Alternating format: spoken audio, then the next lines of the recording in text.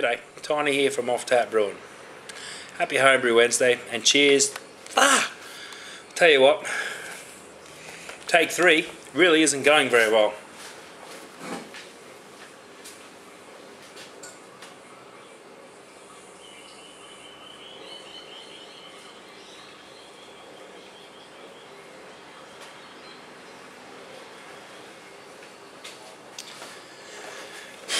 That's better. Palm's Breath, English bitter. Very nice, very nice. Used the yeast in there I don't like, just to prove to myself that I don't like it. No, not really. A customer of mine took the Palm's Breath with him and the opposite yeast, so or a different yeast, and he's brewing his currently with that yeast. So we're going to do a taste comparison. Hopefully, I'll save a few bottles of this for him. Hopefully, don't know, but we'll see what happens. Thanks to you guys out there for your support. Yeah, been getting a lot of thumbs up, a lot of people liking the information that I'm sort of giving. Liking my video style, I hope style, or just the information or something. Anyhow, people are liking it. That's good. That's great. I'm happy with that.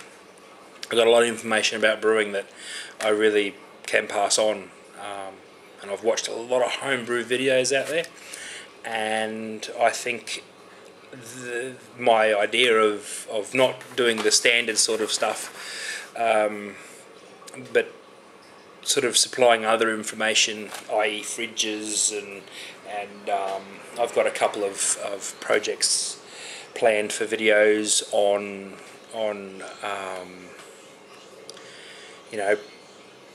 how we look after our hops, how we utilize our grain better, how we check. Obviously everyone knows the iodine test. I've never done the iodine test, but when you're running a mash, doesn't matter what system you're in, you've got 2 forms of conversion, alpha amylase and beta amylase. I think the neighbours are going off. The locals in Eagleby here are quite restless. They're drinking that store water, I think. Bit of swearing going on. Anyhow, enough of that. Yeah, alpha amylase and beta amylase, and I think with this beer, I'm going to drop the mash down by 1 degree and increase the time of the mash by 15 minutes, 20 minutes maybe, and scale up the bitterness. I think I'm at 32, and the range for this is 30 to 50, so I'm right at the bottom end of it for my first attempt at a beer like this. So I didn't want to go too full on with the bitterness, but next time, yeah, learn a lesson with it. Smash the bitterness, mate. Smash it. Add malt if it's too bitter or something.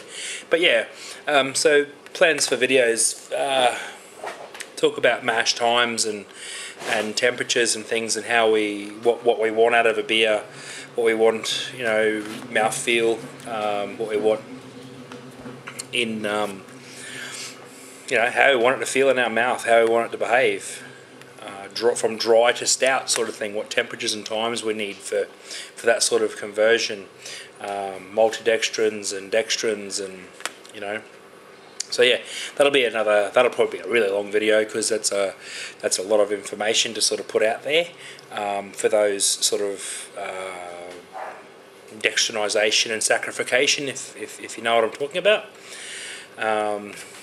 The 2 rests that you have, or the 2 conversions. Anyhow, enough of that. Another video, and just more information about the things that I think people aren't putting out there. Yeah, I was speaking to the wife last night, and I want to, next year after Christmas, I want to start interviewing. I want to start doing interviews. I've watched like Big CQ, mad video with Brewdog, Can't remember the name of the other one that he did, the other brewery he did, but still a good video, couple of part series, a lot of information. That's how the big brewers do it. That's how we're never going to get our hands on that equipment, you know, as an average home brewer. So, what my idea is to go and interview and put the average home brewer on here. The guys that just aren't really interested in filming their brew days and editing videos and getting them up there and doing all that sort of stuff. I want to put you guys, as long as you're in Brisbane, of course, on Off Tap Brewing as interviews. I want to interview home brewers. If I start interviewing brewers like Callum from Mount Tambourine, or do the $25 walkthrough at the Atla Brewery, or you know, 4X, or you know, even Bacchus Brewery, give Ross a call and say hey, you know, give Callum a call and say hey, give these people a heads up. But I'm going to run out. There's going to be like a couple of videos and that's all done. But I don't think I'm going to run out of home brewers.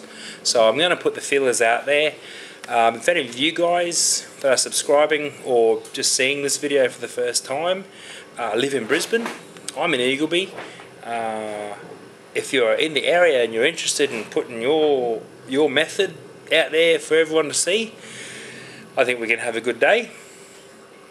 Yeah, I'll bring some beers, you know, try your beer, you try my beer, we'll talk beer all day, film it, have a beer tasting at the end, and just, yeah, have a good day and just watch you run your stuff. You know, I can film me running my stuff over and over and over and over again, but that's only me running my stuff. I think there's a lot of people out there that are setting up some really unique systems, some really, you know, out there sort of stuff, you know, improvising and adapting and DIYing just to get their beer going. And I think we all want to see that sort of stuff, you know. I couldn't afford to buy this brand new, so I made this, that sort of stuff, you know. And yeah, I think I'm going to start putting the feelers out there next year for that. Anyhow, that's just a quick update on my video sort of direction, I think. So yeah, after the third or fourth take, and many beers had while those takes were happening,